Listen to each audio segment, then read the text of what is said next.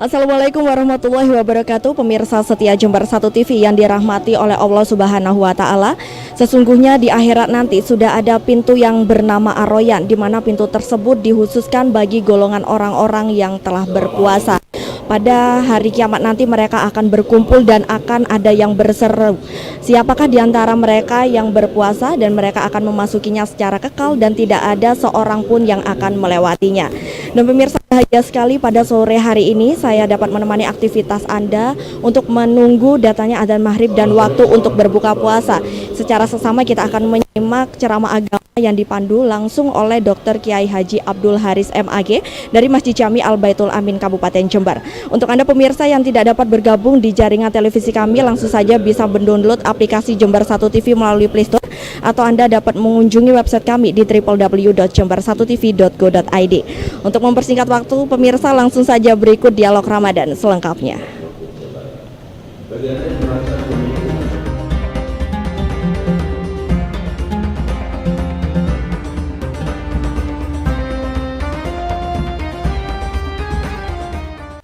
Ya, yang paling utama ya di pesantren. Pesantren, iya. Pesantren apa itu namanya? Namanya Al-Bidayah, Ustaz. Al-Bidayah, pembulaya. Iya. Apa yang melatar belakangi kok bisa Al-Bidayah itu? Ya karena memang masih baru merintis, Ustaz. Stressingnya apa? Ada bidang apa?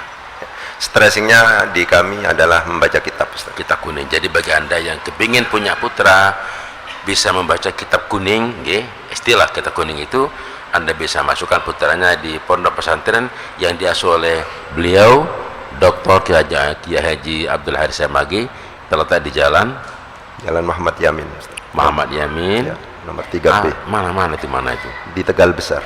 Oh, Tegal Besar sebelum Darussalam. Iya. Terakhir berapa bulan bisa menguasai kitab kuning? Ya nggak bisa Ustaz, tapi yang jelas kita berusaha maksimal gitu aja. Ya, dalam 1-2 tahun kira-kira sudah bisa. Insya Allah kenal. Sudah kenal toh, bukan bisa baca ya. Baik, itu. Sekarang ini sudah masuk kategori langka ya. Para ulama, para ustadz dengan kemampuan bisa baca kitab kuning itu langka. Iya. Yang banyak bisa bicara itu pun dengan kadang-kadang terbata-bata membaca nas Al-Quran maupun Al-Hadis. Tapi kalau yang jebolan pondok pesantren dan sekaligus juga perguruan tinggi, insya Allah dua-duanya bisa didapat. Iya. Al-Qurannya bagus, kemudian baca kitab kuning juga bagus, nulis Arab juga bagus. Itu iya. Ustaz ya? Iya, insya Allah. Baik, sore hari ini kita meneruskan kajian dari hari kemarin. Iya, Ustaz. Hari ini kita ingin tahu ya, kenapa sih tiap tahun di awal Ramadan kok mesti kayaknya tuh geriduh itu ya di Kemenak Pusat tuh geriduh ya. Iya. Indonesia itu Ustaz ya. Iya. Sampai di Jember juga ada yang memantau hilal itu di daerah Kencong, apa namanya? Iya, Puger. Di daerah Puger ya. Iya. Di Watulo. Iya. Puger bukan, ya di Puger pokoknya, Ustaz. Di Puger. Oh ya, Watulo kan bukan Puger ya. Iya. Iya. Kemudian di daerah Lamongan ya. Iya. Yang paling kuno Tanjung Kodok ya. Iya. Terus di Surabaya di Kenjeran, betul? Iya. Ini kok sepertinya begitu prinsip ya bagi pemerintah, bagi kita untuk mengetahui kapan tepatnya itu Ramadan dimulai. Iya. Kita mulai puasa itu kapan tepatnya gitu. Iya. Monggo tadi jelaskan lebih detail tentang metodologi penentuan awal dan akhir Ramadan. Ya, jadi penting untuk ditegaskan ya Ustaz ya, bahwa bagaimana kita bersikap, bagaimana kita berperilaku, bagaimana kita bertutur kata dan seterusnya, itu sepenuhnya harus berdasarkan panduan dan acuan dari Al-Quran dan Al-Hadis. Ya.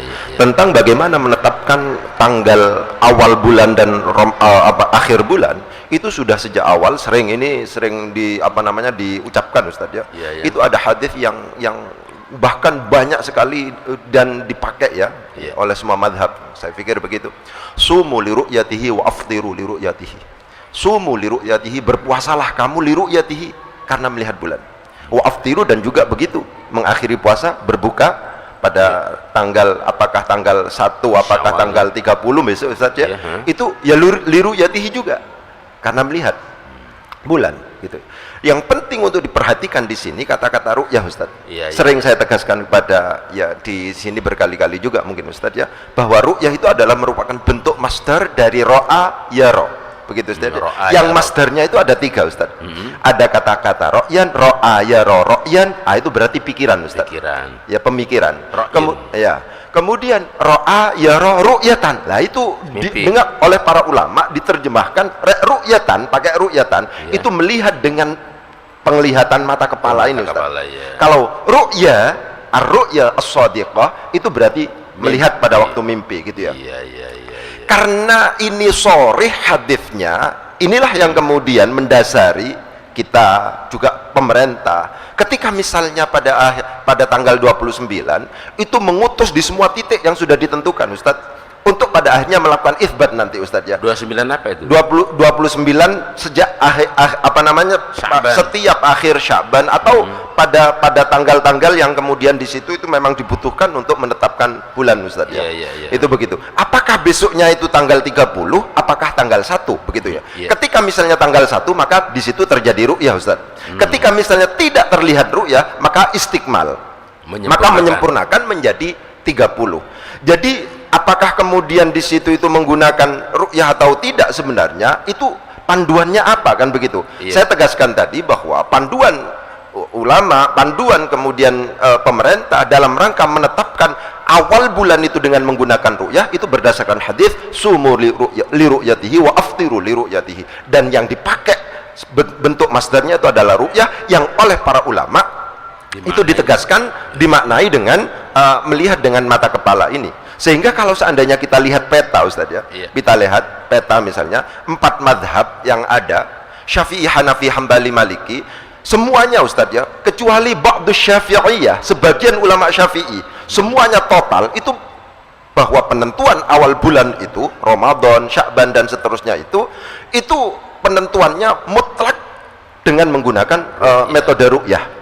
Itu semacam itu. Ba'du Syafi'iyah, sebagian ulama Syafi'iyah itu boleh menggunakan hisab, tapi catatannya di situ adalah lil hasib waliman shaddaqahu. Lil hasib bagi orang yang mampu menghitung, melakukan hitung-hitungan pakai hisab itu Ustaz, waliman shaddaqahu, dan orang yang membenarkan hitungan. Dan ini tentunya kalau seandainya kita tahu, kita pakai analisis logika Ustaz ya, bahwa orang yang membenarkan itu tidak memungkinkan kecuali orang yang bisa tahu ya. Yang kalau seandainya orang awam yang sama sekali tidak ngerti hitung-hitungan hisab dan seterusnya, menurut ini itu tidak memungkinkan untuk menggunakan metode hisab. Akan tetapi perbedaan pendapat sudah ada. Yang penting untuk diperhatikan itu adalah hukmul hakim mulzimun wa yarfa'ul khilaf. Itu begitu Ustaz ya. Ketika pemerintah menetapkan bahwa tanggal ini adalah misalnya tanggal 1 Ramadan, tanggal 1 Syawal, itu sifatnya mulzimun, itu sifatnya mengikat, wa yarfa'ul khilaf, dan perbedaan pendapat yang ada itu harus ditanggalkan, harus dihilangkan karena kita mengakui adanya yang namanya pemerintah ini Ustaz. Itu semacam itu gitu ya. Baik, ini khas Indonesia ataukah di seluruh dunia begitu itu? Sebenarnya ya semua umat Islam seperti itu Ustaz ya. Iya, karena pakai hadis Nabi sumu li ru'yatihi wa aftiru li ru'yatihi. Seperti yang saya katakan, peta di madhab itu tidak hanya Indonesia kan Ustaz ya. Jadi kalau dalam konteks Maliki, dalam konteks Hambali, dalam konteks Hanafi, itu semuanya pakai metode ru'yah. Itu semacam itu. Tidak sama sekali mentolerir atau mengakui atau mengadopsi atau mengambil metode hisab. Itu semacam itu Ustaz. Ba'du Syafi'iyah itu berdasarkan adh-dhannu yujibul amal. Dhon, dugaan kuat itu bisa mewajibkan amal, tapi catatannya kalau dalam ba'du Syafi'iyah itu adalah lil hasib waliman shaddaqahu, bagi orang yang mampu menghitung bahwa sekarang tanggal 1 gitu, waliman shaddaqahu, dan orang yang membenarkan hitungan itu. Bagi orang yang sama sekali tidak ngerti hisab dan seterusnya, menurut pendapat ini tidak memungkinkan untuk kemudian menggunakan metode selain ru'yah. Itu semacam itu. Taklid tidak boleh taklid ya? Ya tidak boleh dalam konteks ini Ustaz ya. Itu semacam itu. Baik. Dan sekarang nyatanya di seluruh daerah di Timur Tengah semuanya menggunakan hisab. Landasannya cuma satu ya, bahwa Nabi itu selama 9 tahun berpuasa di Madinah, metode ru'yah maksudnya tidak pernah satu kali pun menggunakan hisab sebagai landasan utama untuk menentukan awal akhir Ramadan. Jadi semua itu seragam di sana itu. Sehingga di sana mengesampingkan bahkan hasil hisab ya, sekalipun kecuali untuk membantu memandu di mana adanya hilal. Iya, jadi posisi hilal itu ada di mana itu memang dipandu oleh hisab itu. Jadi hisab itu harus diverifikasi melalui ru'yah itu Ustaz. Iya, betul. Tapi karena ini merupakan yang dikerjakan Nabi, sunnah Nabi, maka kita lebih kepada mengerjakannya semata-mata ini adalah ngikuti sunnah Nabi. Iya, betul, begitu ya. Apalagi Ta'abudi. ta'abudi Iya. atau ta'abudan kepada beliau. Baik, silakan diantara pendengar dan untuk pendengar TV ya, pemirsa TV yang TV Jember 1 TV yang tidak bisa datang langsung ke Masjid Jami Al Baitul Amin, Anda bisa download aplikasi Jember 1 TV. Ya, saya ulang, Anda bisa download aplikasi Jember 1 TV live streaming, atau dengan YouTube Jember 1 TV Anda bisa menonton acara Diagra di seluruh dunia, bahkan bukan hanya di Indonesia. Iya. Betul gitu Mas ya? Betul ya? Iya betul. Bukan mungkin di mana di Mars bisa. Untuk Anda yang di Jember yang mau telepon 331 3366 5652 atau menggunakan kode areal yang 0331 336652. Kemudian yang WA tadi ke Jember 1 TV 081 358 252 678, dan Anda bisa juga SMS ke nomor tersebut. Sedangkan yang di Kubah Utama sekarang ini bisa langsung bertanya kepada kami. Mic sudah kami siapkan di sini, monggo silakan yang mau nanya. Boleh mengenai masalah ini atau barangkali yang lain, silakan. Kami siap memberikan penjelasan kepada panjenengan semuanya. Monggo yang mau nanya silakan. Ya, monggo Pak Haji di sini Pak Haji, nggih. Dak nutut anunya, kabelnya dak nutut, monggo ke sini panjenengan. Ya. Nggih, monggo dak apa-apa. Lewat belakangnya kamera nggih. Ya. Monggo nggih. Terus nggih.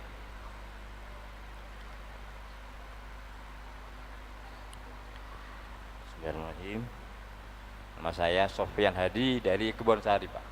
Sofyan Hadi nggih.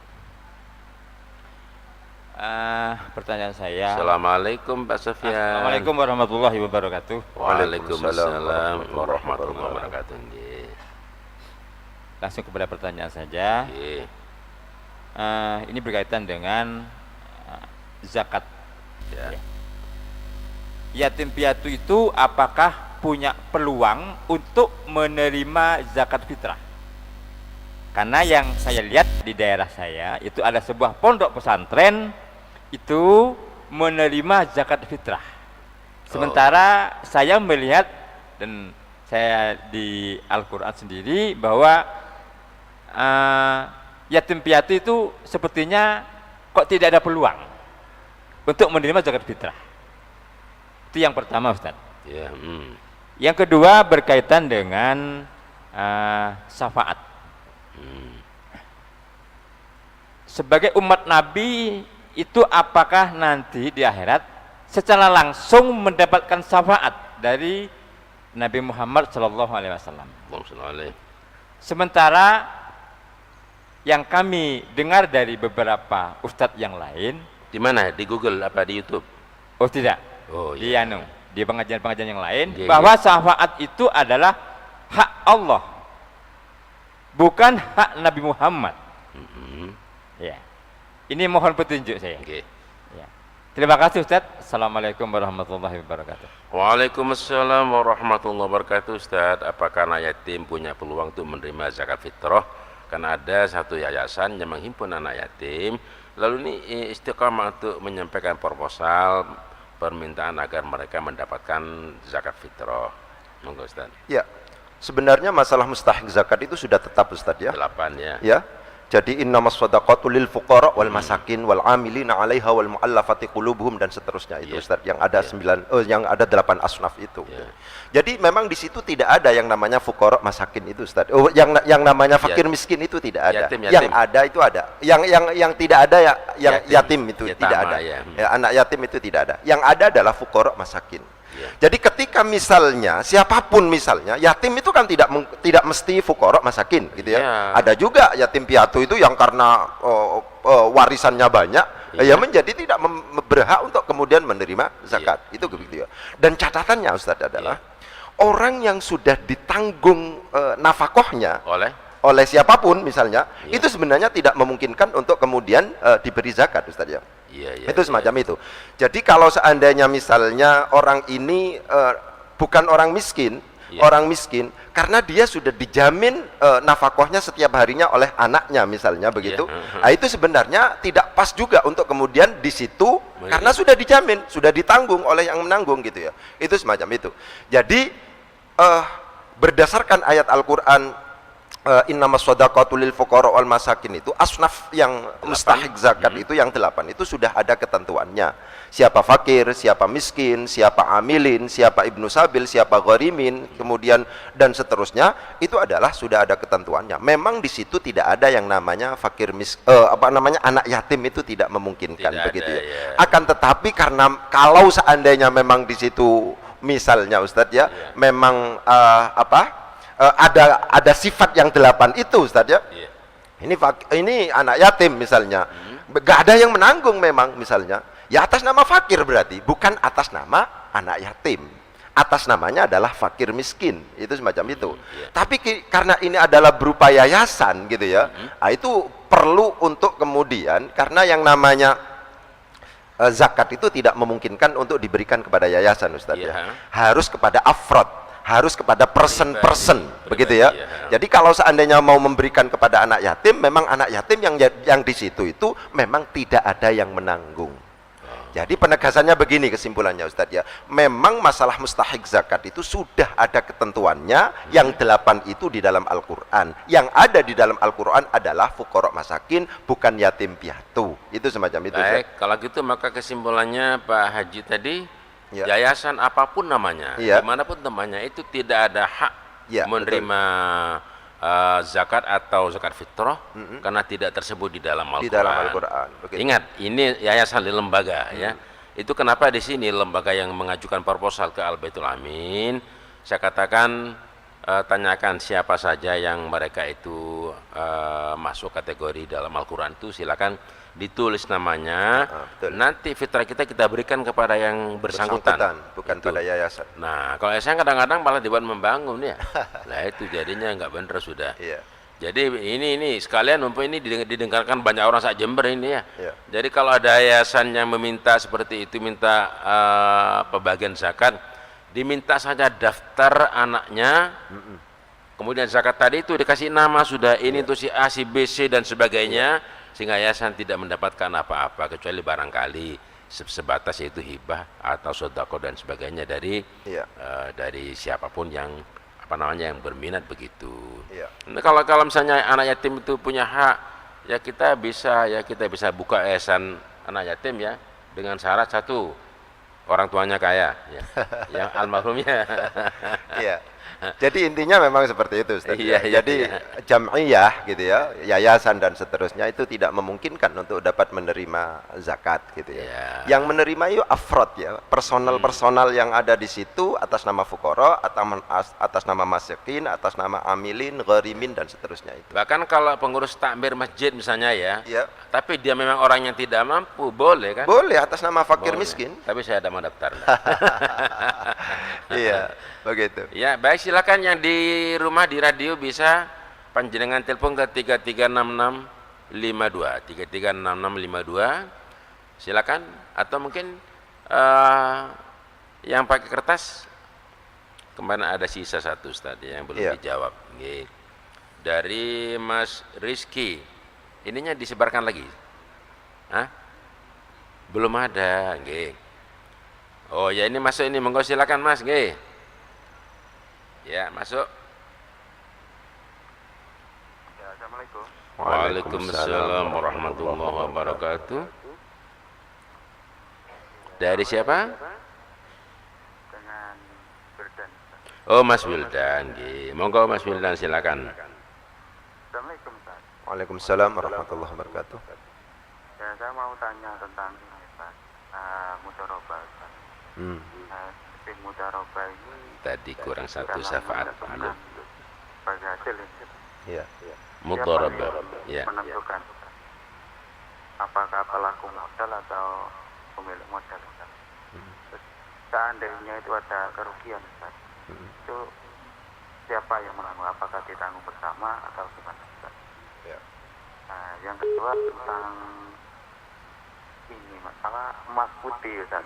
Emas putih ini apakah kalau dipakai orang laki-laki juga diharamkan, Ustaz? Seperti emas kuning. Iya. Dan kalau di emas putih itu banyak di daerah Banjarmasin sana, Ustaz. Iya. Mohon penjelasan. Iya. Terima kasih. Assalamualaikum. Assalamualaikum warahmatullahi wabarakatuh. Ini tadi dari Pak Sofyan Hadi tersisa satu pertanyaan yang belum dijawab. Ini syafaat pada hari kiamat. Syafaat ini apakah mutlak milik Allah ataukah masih bisa dibagi oleh Allah kepada misalnya kepada Yang Rasulullah? diberi izin Ustadz ya, Oh. di antaranya adalah Nabi Muhammad. Iya, iya. Ya, begitu. Jadi itu nyata gitu ya. Bahkan anak yang soleh Ustadz, kenapa kok kemudian harus diakikoi? Iya. Salah satunya kan begitu. Jadi kullu ghulamin al-ghulam gitu ya Ustadz, Iya. itu murtahanun bi aqiqatihi, kan begitu. Iya, iya. Itu dijelaskan oleh para ulama, kalau seandainya anak itu kemudian tidak diakikoi dan kemudian termasuk anak yang solih misalnya, kemudian diberi hak untuk memberikan syafaah oleh Gusti Allah misalnya, Iya. itu tidak kenal pada orang tuanya karena tidak diakikoi, belum ditebus, itu semacam itu. Ya, jadi tidak benar kalau seandainya kemudian hak mutlak syafaat, ya memang asalnya seperti itu Ustaz. Dari Allah, Nah, ya. pertolongan kan artinya itu, Iya. tapi Allah kemudian memberikan hak itu kepada orang-orang solih, para anbiya dan seterusnya Yang begitu. Itu. dikehendakinya Iya, begitu. Nggih. Begitu Pak Sofyan Hadi nggih, mana orangnya ini? Pak Sofyan tadi. Iya itu. Oh, nggih menepi nggih, monggo nggih. Baik, yang berikut dari Mas Wildan. Oke, Mas Wildan di Kaliwates ya, sebentar bersabar karena ada yang mau lewat di depan kita. Silakan Mas Iklan nggih.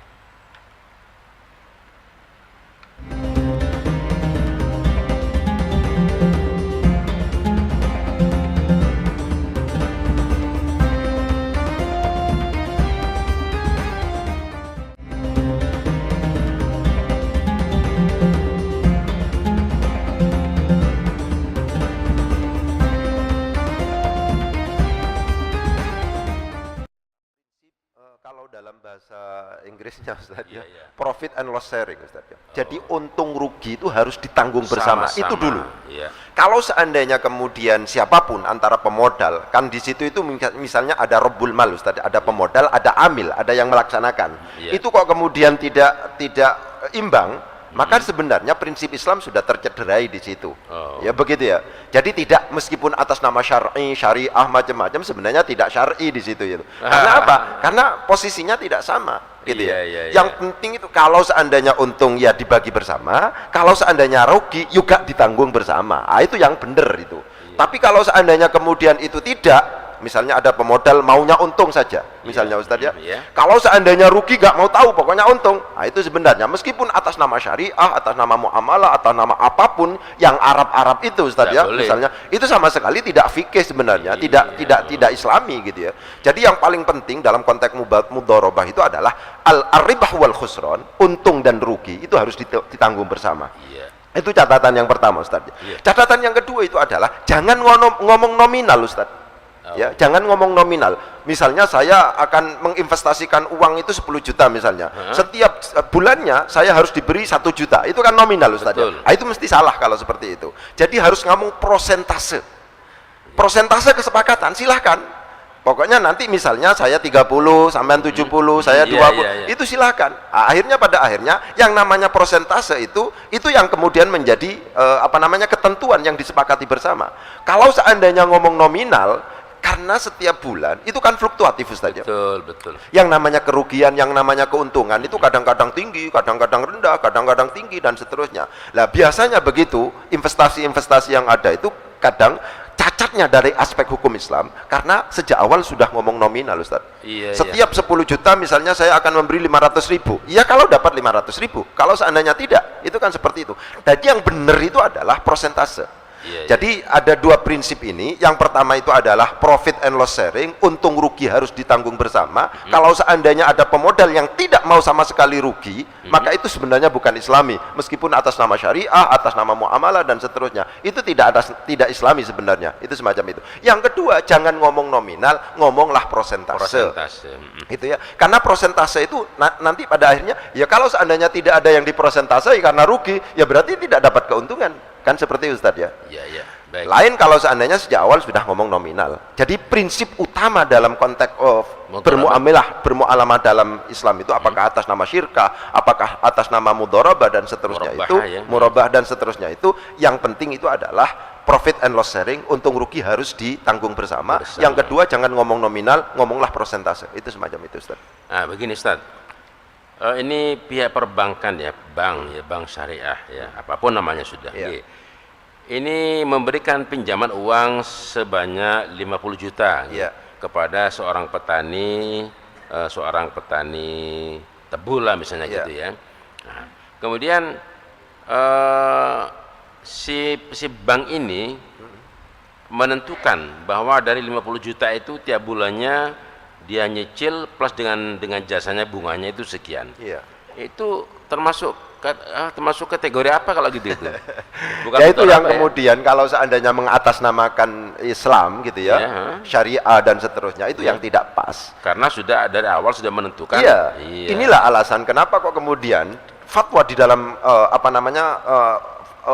Nahdlatul Ulama ya, Iya. keputusan muktamar dan seterusnya sampai sekarang tidak dicabut, Ustaz ya. Bahwa Jadi yang namanya bank itu tidak ada kategori syariah atau konvensional, semuanya dianggap sama. Sama. Kebolehan bank itu lebih disebabkan karena darurat. Kalau seandainya kemudian ada pemberi keuangannya, institusi keuangan yang bisa menggantikan posisi bank yang sama sekali tidak mengembangkan sistem riba misalnya, maka di situ bisa tergeser, Ustaz. Selama ini yang kita tahu adalah semuanya menggunakan sistem riba. Karena demikian, karena misalnya jenengan punya pensiun itu mesti di bank kan, Ustaz ya? Iya. Ya, kan begitu ya. Iya. Jadi bank itu memang institusi ya, lembaga yang sama sekali tidak bisa dihindarkan oleh masyarakat. Mau tidak mau. Mau transfer, mau bisnis, mau haji, mau umroh, itu semuanya melalui bank semuanya. Iya. Lah, karena memang tidak ada institusi keuangan yang bisa menggantikan posisi bank yang seperti itu, maka sampai sekarang Nahdlatul Ulama memperbolehkan dengan 3 tafsilan itu, Ustaz ya. Darurat, ya. Ada yang mengatakan boleh, ada yang mengatakan haram, ada yang mengatakan syubhat.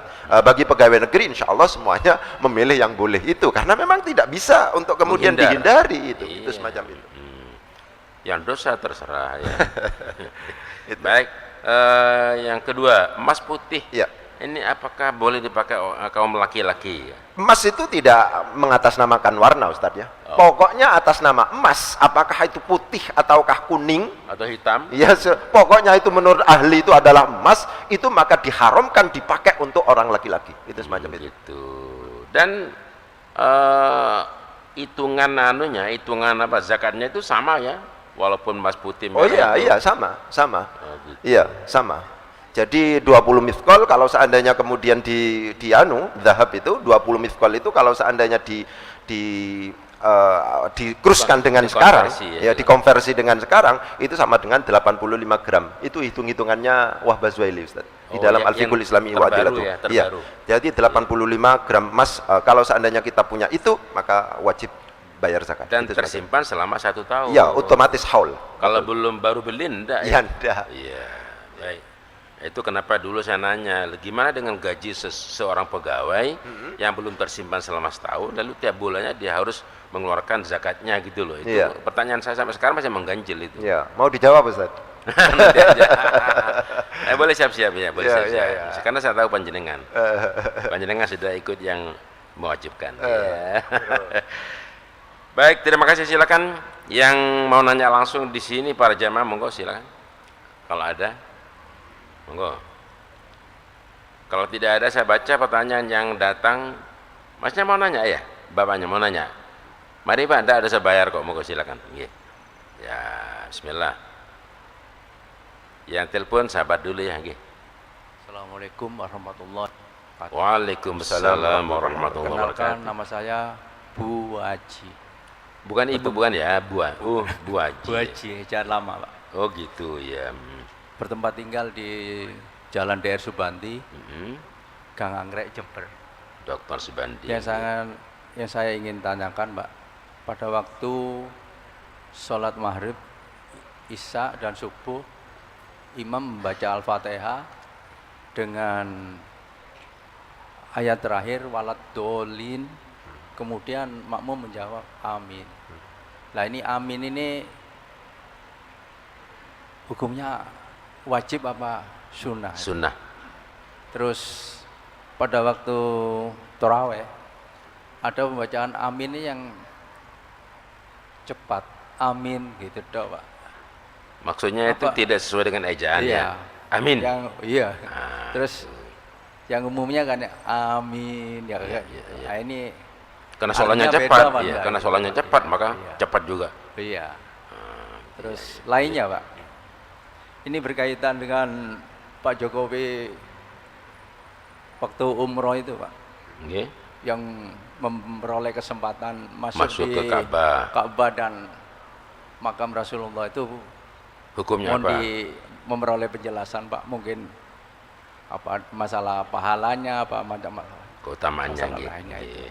Terima kasih. Wassalamualaikum warahmatullahi wabarakatuh. Waalaikumsalam warahmatullahi wabarakatuh. Ini membaca amin oleh makmum ketika imam sampai pada bacaan waladhdallin. Pertama, itu hukumnya apa? Yang kedua, bacaan tepat itu kayak apa? Iya. Jadi begini Ustadz ya, untuk bacaan amin, takminul makmum Iya. itu adalah sunnah. Bahkan kalau seandainya itu kan doa sebenarnya ya. Kata-kata ihdinas siratal mustaqim, ya Allah tunjukkanlah kami ke jalan yang lurus, siratal ladzina an'amta alaihim ghairil maghdubi alaihim waladdallin. Amin. Itu adalah doa, rangkaian doa, kabulkanlah. Artinya amin itu adalah kabulkanlah. Itu namanya isim fi'il amar. Ya, istajib. Ya, jawab pengertiannya, maknanya itu adalah istajib. Kabulkanlah ya Allah, begitu ya. Jadi kalau seandainya ditanya hukumnya bagaimana, itu sunnah. Tidak baca bagaimana, ya juga tidak apa-apa, ya tidak apa-apa. Tidak kemudian menjadikan batalnya sholat, ya begitu. Kemudian bacaan yang bagaimana, yang benar, ya yang dipanjangkan itu amin itu yang benar. Tapi Amin. karena kalau amin, ya aminun itu adalah Yang artinya dipercaya. bukan lagi istajib, tapi yang terpercaya. Nabi itu bersifat amin, ya Nabi Muhammad al-amin, ya kan begitu kan, yang terpercaya artinya itu semacam itu. Kalau amin, Amin itu kan fi'il amar. nah, bil amar ya, artinya Lain-lain. iya. Tapi gini Ustadz, itu sudah maklum lah. Yang dimaksud itu adalah istajib, gitu aja. Iya. Cuman variasi orang, kadang-kadang lagi semangat, kadang-kadang lagi dan seterusnya. Tapi yang dimaksud itu bukanlah terpercaya, bukanlah fi'il amarnya itu, tapi isim fi'il amar yang berarti istajib. Oleh sebab itu ya dianggap boleh-boleh sajalah, itu semacam itu. Yang paling penting di situ itu tidak niat gurau, tidak niat meremehkan. Kan ada Ustaz ya yang amin itu misalnya. Mungkin kaget dia karena imamnya itu waladhdallin, amin. Kaget dia. Ya, jadi yang paling penting tidak ada istihza itu ya, meremehkan, bergurau dan seterusnya. Itu semacam itu. Jadi kalau Anda baca tidak masalah. Tidak masalah. Tapi utamanya membaca itu sunnah, Sunnah. dapat taman pahala. Iya. Yang kedua, ini peristiwa yang baru saja seakan-akan kita ini masih belum hilang dari ingatan ya. Bagaimana seorang muslim ini mendapatkan kehormatan, dia masuk ke dalam Ka'bah, kemudian di Madinah dia masuk ke dalam makam Rasulullah.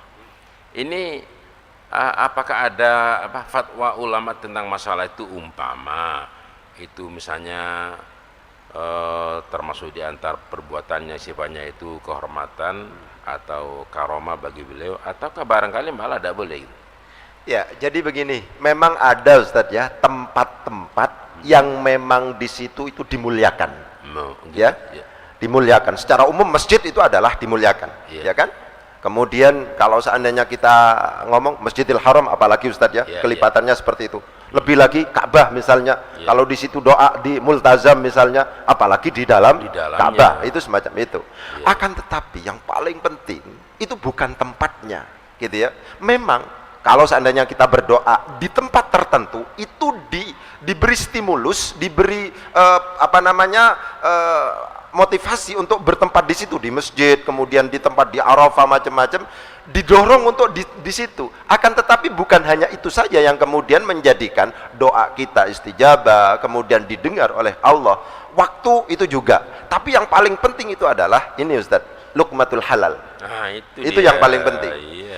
Jadi kalau seandainya makanan kita adalah makanan yang haram, di tempat manapun, di waktu apapun, itu kemudian tidak ada pengaruh sama sekali. Artinya Jadi ditolak. Keikhlasan itu yang paling nomor satu pada akhirnya. Bukan masalah tempatnya, bukan masalah waktunya, tapi bagaimana kualitas seseorang. Iya. Itu yang kemudian disebutkan di dalam hadits qudsi itu, ketika misalnya ada orang yang kemudian sepertinya dari penampilannya ini dari perjalanan jauh, kusut, kusam dan seterusnya, kemudian menengadahkan tangannya, ya Allah, ya Allah, ya Allah. Hadits qudsi dikatakan, fa anna yustajaba lahu, bagaimana dia bisa dikabulkan doanya, barang pakaiannya haram, makanannya haram, dia dan seterusnya haram-haram semuanya. Jadi masalah tempat memang iya, ada tempat-tempat yang diistimewakan oleh Allah, begitu ya, iya kan? Ada memang. Kemudian masalah waktu, iya memang. Ada tempat-tempat, misalnya di sepertiga malam misalnya, Ustadz ini arba'in sekarang ada misalnya itu, ya kan? Itu semacam itu. Waktu, tempat memang ada keistimewaannya, akan tetapi yang paling penting dari itu adalah bagaimana kualitas orang. Itu semacam itu. Oleh sebab itu Ustadz, kalau seandainya panjenengan minta minta doalah kepada orang yang sama sekali tidak berkenalan dengan yang namanya syubhat, dengan yang namanya haram. Orang ini murni halal terus. Nah, itu yang perlu dimintai doanya. Artinya Ustaz. dia tidak ngambil gaji di bank gitu. Iya. Itu semacam itu, Ustaz. Nggih, begitu ya. Nggih. Yang paling utama itu sebetulnya ketika haji itu di Arafah. Satu hari itu wukuf ya. Itu jauh lebih diterima doanya dibanding dengan di Multazam dan di Raudhah. Bahkan kalau orang itu tidak yakin diterima doanya itu malah dosa. Iya.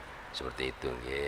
Makanya panjenengan silakan kapan-kapan datang ke Arafah untuk ikut wukuf di padang Arafah. Allahumma amin. Amin. Baik, kita akan berikan kesempatan dulu kepada Mr. Iqlal untuk lewat di depan kita. Monggo silakan.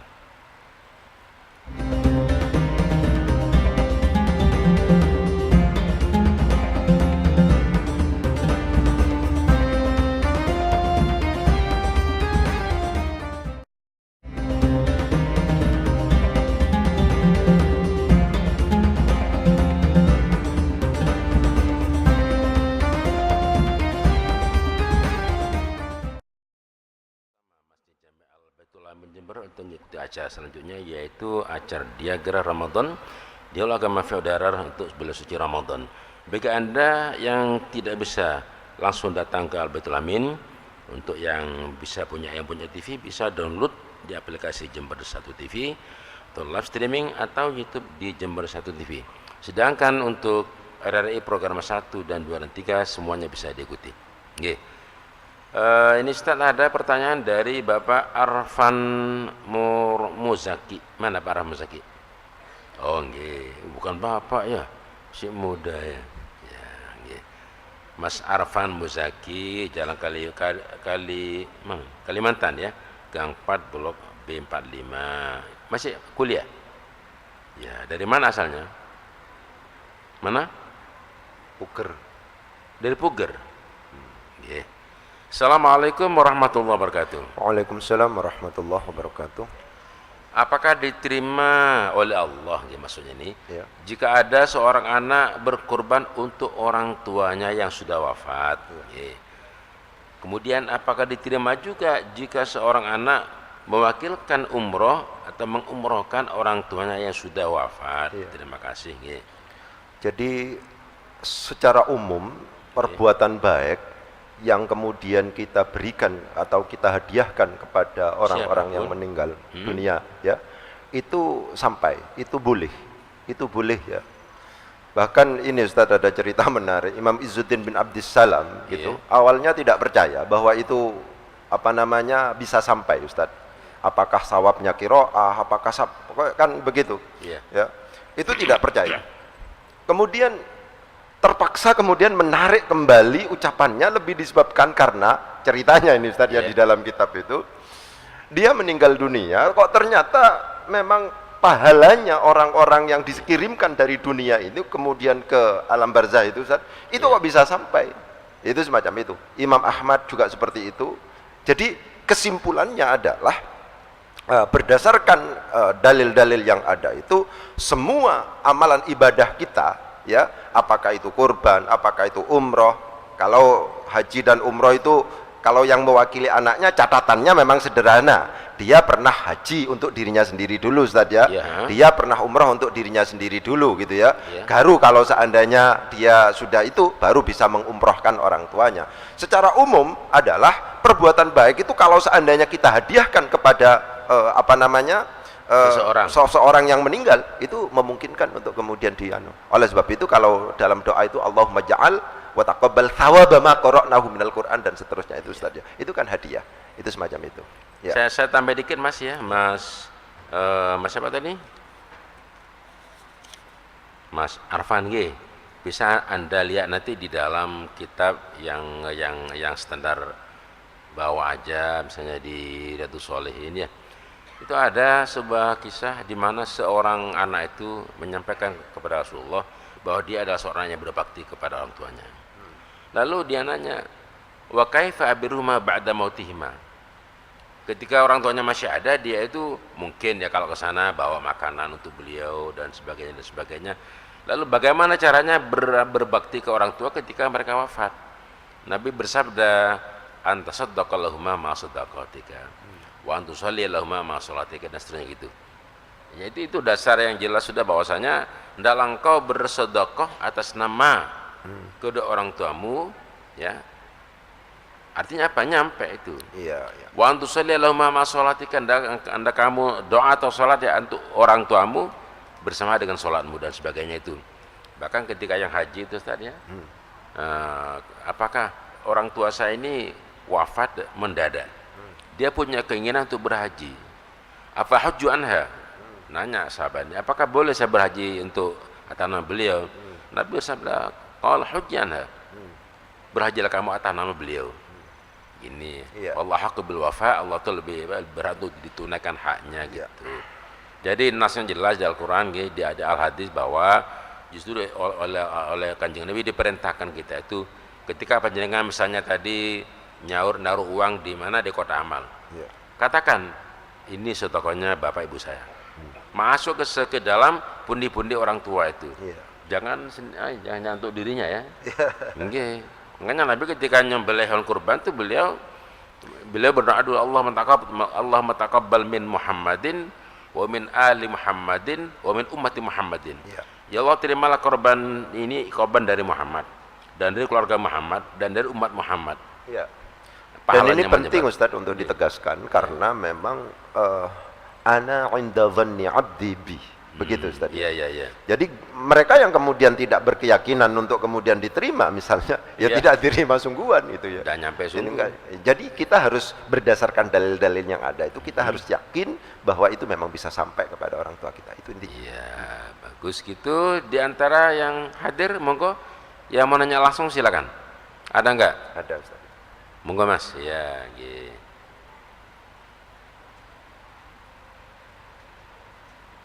Ya, monggo silakan Mas, siapa ini?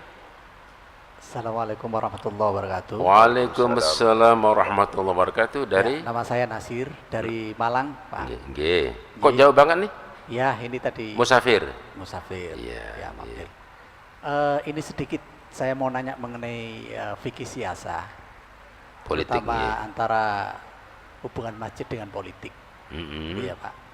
Jadi yang saya mau tanyakan adalah mengenai fenomena beberapa waktu yang lalu, dan itu cukup viral gitu ya. Iya. Di mana masjid digunakan untuk kegiatan politik praktis. Di mana tuh Mas?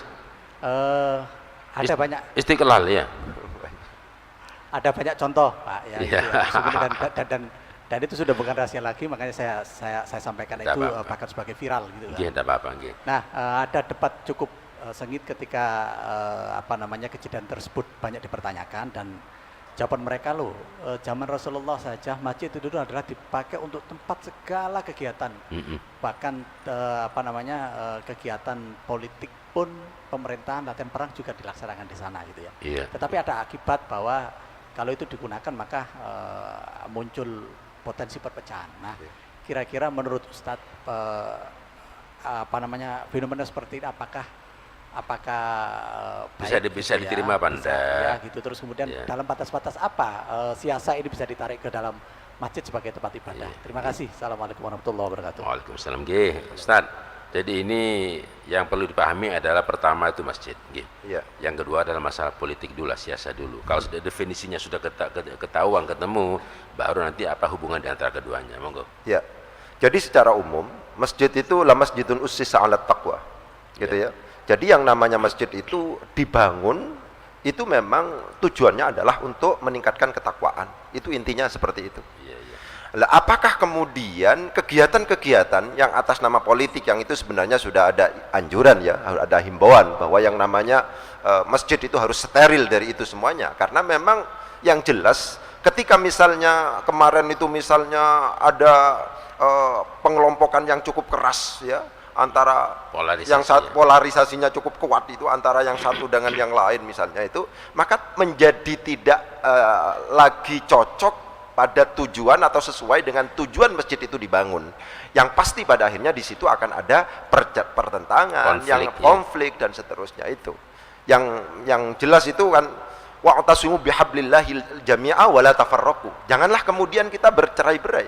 Janganlah kemudian justru masjid pada akhirnya yang menjadi asal muasal terjadinya perpecahan. Sehingga yang namanya masjid itu memang harus steril kalau dalam konteks politik yang seperti yang kita pahami sekarang, di mana di situ penuh intrik, kadang-kadang ada tipu daya dan seterusnya itu tidak bagus untuk kemudian ya tidak layak untuk kemudian itu dilaksanakan di masjid. Sehingga himbauan yang ada itu di mana masjid harus steril dari itu menjadi harus kita taati. Itu semacam itu. Ustaz. Lebih kepada Mas menghilangkan mudarat ya. Sekarang misalnya paslon nomor 10 misalnya ya. Ini kampanye di sini. Lalu yang nomor 20 minta juga ya enggak? Yang nomor 30 kalau pasalnya ada 10 gimana jadinya? Rusak masjid ini. Dan lagi zaman Nabi kan belum ada kantor-kantor ya. Kalau sekarang kan sudah ada. Monggo yang mau bicara politik keduniawian ada di stadion silahkan. Kalau mau bicara agama monggo di masjid apakah Al-Baitul Amin di mana terserah. Ini sebatas meniadakan mudarat. Karena kalau tidak maka masjidnya akan menjadi ajang untuk bentrok ini ya. Iya, betul. Ya, dan gitu. Itu tidak memungkinkan Ustaz ya, tidak boleh gitu ya. Aslinya ada masalah sebenarnya. Saya kira begitu untuk sementara kita akan dengarkan pesan-pesan berikut. 2 menit lagi. Oh, sudah habis ya. Tak keras Ustaz.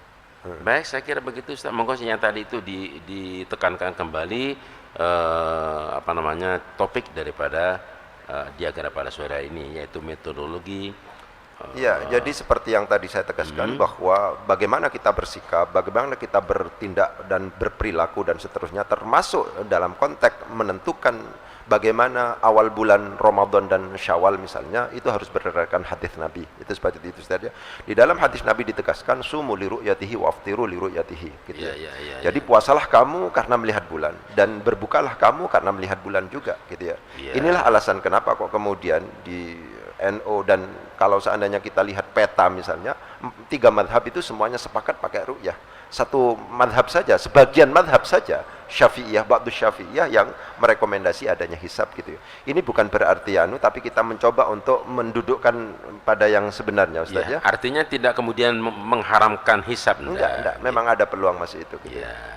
Saya kira begitu para pendengar di rumah dan para jamaah di Al-Baitul Amin serta pemirsa TV, Jember TV yang bisa kami sampaikan sore hari. Insyaallah besok sore kita akan bersama dengan beliau kembali. Sekian dan terima kasih. Wassalamualaikum warahmatullahi wabarakatuh. Demikian tadi pemirsa dialog Ramadan edisi hari ini bersama Kiai Haji Abdul Haris MAG dari Masjid Jami Al-Baitul Amin Kabupaten Jember. Semoga ilmu yang telah kita dapatkan sore hari ini dapat bermanfaat bagi kita semua. Amin ya rabbal alamin. Nah, untuk Anda pemirsa yang ingin mengecek tayangan ulang kami di dialog Ramadan kali ini bisa langsung mengunjungi website kami di www.jember1tv.co.id atau Anda dapat mengunduh aplikasi Jember 1 TV melalui Play Store. Pemirsa, saya Desi Syatma bersama rekan yang bertugas mohon undur diri dari hadapan Anda. Terima kasih atas kebersamaannya. Sampai jumpa besok di Dialog Ramadan edisi selanjutnya. Selamat berbuka puasa. Wassalamualaikum warahmatullahi wabarakatuh.